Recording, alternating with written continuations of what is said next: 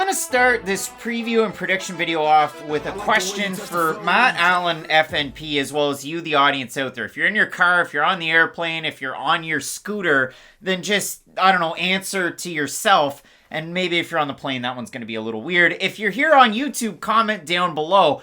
What does Randa Markos have in the UFC, and why is this fight even happening?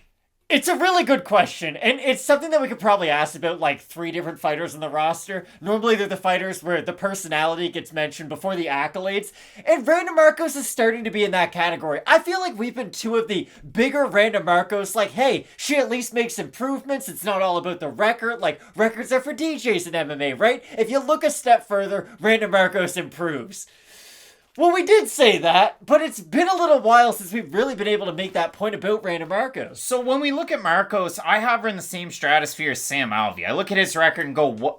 And he's booked in a fight like this year? What are we doing? And for Randa Markos, she comes into the UFC in a title shot opportunity against Jessica Penne way back when. And that was a giant fight. That was an awesome fight to go back and watch. And then since then, yes, you're right. I 100% agree. Markos would add a little wrinkle here. She'd add something to her game. Now, she was mostly training in the Windsor area, a little bit in Detroit. You know what I mean? Hanging out, hanging tough.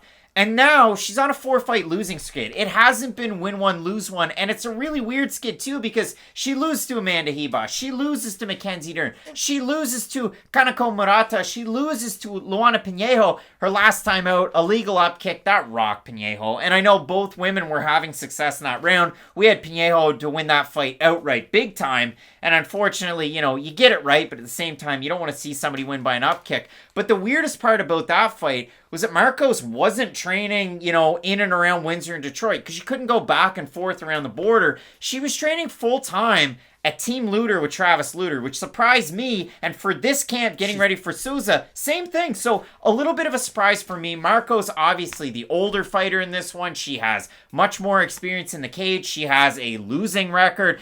And the weirdest part about this fight, and why I actually think that it's matched quite well, for the Brazilian Gangster, this is a fighter that I thought would climb right up the rankings. And when she came into the UFC, she looked amazing. I mean, losses to very, very good competition. Wins over very good competition. She finished as Alex Chambers in her debut. She beat Sarah Frota when Souza weighed 115.5. I was just saying, Frota weighed in at like 123 is what Frota weighed for that fight. Then Souza loses to Brianna Van Buren. All right. So you're a good grappler, you have power on the feet, but when it comes to fighting a great pure wrestler in Van Buren, you falter a little bit. She gets a win over Ashley Yoder. I think that's a quality win. But Souza in her last fight looked absolutely lost against Amanda Lemos, and it was so weird because usually Souza will engage even with a striker, and she just didn't look like she was in the fight at all. It was a really weird performance because what we've learned at least lately is what's the best way to deal with a striker, especially one who needs range to get a lot of their strikes off? Pressure them. Get right as close to them as possible because if you're really close to me, it's hard to get power shots off on somebody if their head is in your chest, and that's kind of a Livinha Souza game plan. If she was going to beat Amanda Lemos, she was going to have to strike her way into the clinch, wrestle a little bit, use her jiu-jitsu. But like you said, she just sort of backed up. And backed up and backed up and just kept on eating the power of Lemos over and over and over again. And it was a pretty bad stoppage. Like, she gets dropped, she gets up, she gets dropped again pretty hard.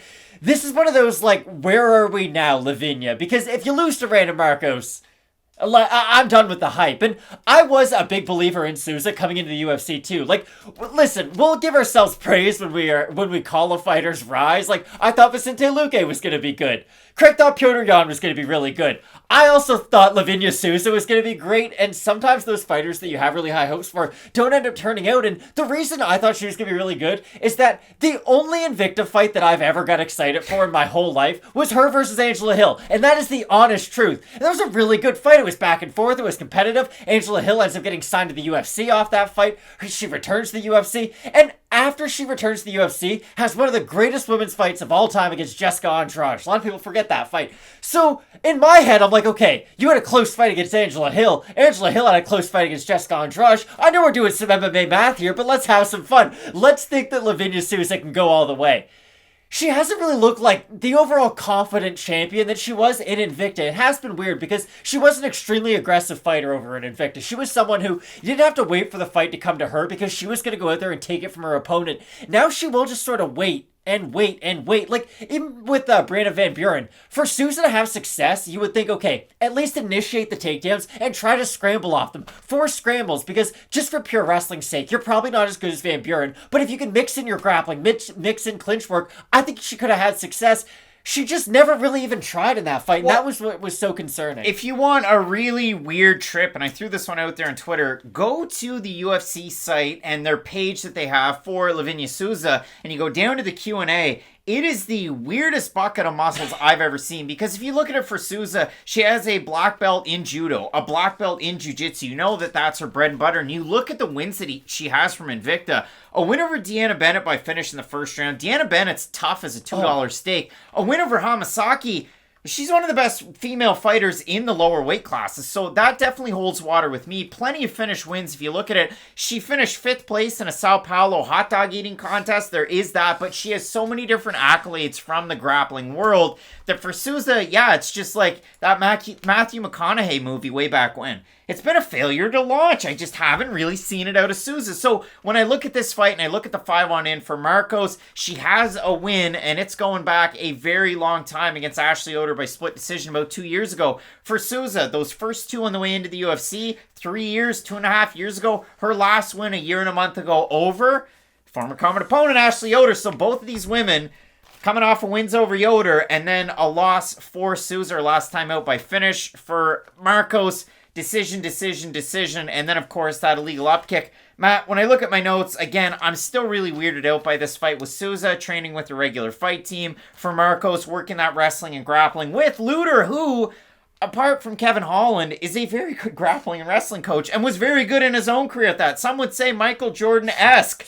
Well, Mike Goldberg would say that. So, Matt, when I look at this fight, I have a look at the odds. Maybe a bit of a surprise. Souza open to minus 150. She's minus 135 or thereabouts right now. For Markos, the Canadian, coming back plus 130 at open, around a plus 110 or so. I bet you those odds come in closer to par as we get closer to the fight. The votes on Tapology, Matt, what's that? 627 of them. 84% Souza, 81% by decision. For the 16% that have Markos, 78% by decision. So a lot of people figuring this one's going to go to decision. It's just who can be the busier fighter here and who's going to impose their will. And spoiler alert, usually it's Randa. Everything about this fight says that Livinha Souza should win. Like, if you go off track record, if we go off their backgrounds, Livinha Souza is probably the more well-rounded fighter. I say she's the better striker in this matchup too, although, listen, you would not want to pay to watch either one of these fighters purely strike for 15 minutes. I think Souza has okay combinations, but she's not going to be able to go out there and beat a lot of fighters in the division just with her stand-up. She really is going to have to mix in her grappling to beat most fighters, and the same thing has to be said for Randa Markos. I know Markos had that weird fight with Claudia Gadelha, and it was like,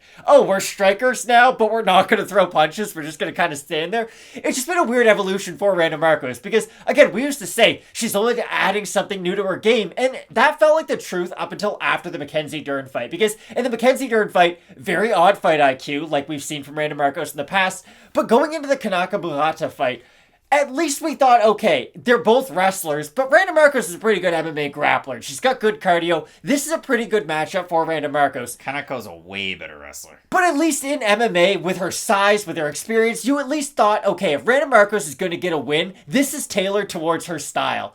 She got completely dominated at what she does best. So now I'm asking myself, okay, what does Randa Markos go to? What is her plan A for how am I going to go out there and win rounds? Because I think if she goes out there and goes for a lot of takedowns on Souza, you are welcoming Souza into her own world. And it is kind of weird. I think if Randa Markos plays that like looking in the mirror, I'm just defending takedowns mode, she might be able to win this fight just based on her activity on the feet. It's not something I ever thought I'd say, but if she can just be sound enough defensively against Souza, make Souza a little bit more tired than Randa Markos is. Like you had said, Randa is normally the more active fighter in her fights, and I could see her peppering her way to a decision win. I just have real concerns picking Randa, who is on a 4-fight losing streak. I feel like she is kind of 1 foot in, 1 foot out at this moment, and this is the thing about being on a losing streak like she's on. This isn't someone who's 31 on a losing streak where they've gotten finished by some great fighters. Randa's 36 at strawweight. Like, That's tough, and eventually your age is going to catch up to you, and with her grinding kind of a style, you need your cardio to be as good as it can possibly be. You need your explosiveness to be as good as it can possibly be to have a style like we saw out of prime Randa Markos, and I just don't think she's in her athletic prime anymore, so I guess I have to pick Livinha Souza. Markos, going back the last 3 years, is 3-7. Like you said, I mean, she's lost her last 4 fights, but in terms of the odds, they're really close, and that's because, again, Randa Markos is normally the more active fighter. You saw it in that fight against Pinheiro, who I really think is going to be a big star in this division. She has such a fun style, but Markos was able to do all right against her. Pinheiro, her father's the judo teacher. She has a judo black belt. She uses a lot of hip tosses, head and arm throws, whatever. Souza is just a lot of aggression, has that type of, background in her back pocket.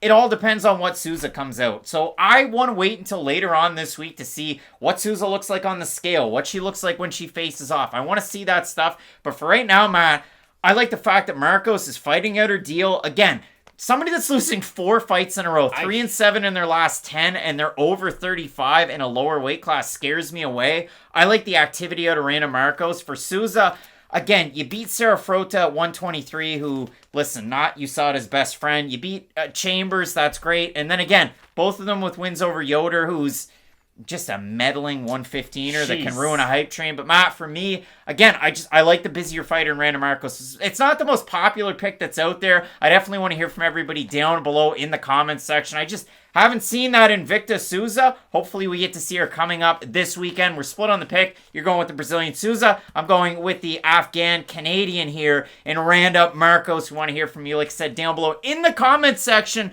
And as I alluded to, make sure you're checking out Fight Night Picks, Kicks. It's going to be before the prelims, 2 hours before, as we normally always do. Didn't do it last weekend, but tune in there. Toss a sub, toss a like. Keep it locked in with Fight Night Picks, as we always say. Let's get into it.